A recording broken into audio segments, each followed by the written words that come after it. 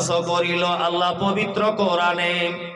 আর বিবাহ করিতে যত আদম সন্তানের আদেশ করিল আল্লাহ পবিত্র কোরআনে। বিবাহ করিতে যত আদম সন্তানের কোরআনে আদেশে আল্লাহ যদি না করিত, মানুষের বংশ সব ধ্বংস হয়ে যেত।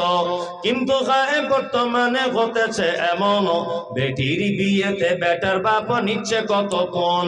কেহ সোনা দানা নিচ্ছে, কেহ টাকা করি, কেহ জমি জায়গা নিচ্ছে, কেহ নিচ্ছে বাড়ি। আবার কত বাপজি বলে নিব না গোপন, বেটা বেটি সাজিয়ে দিকি বিয়াই আপন।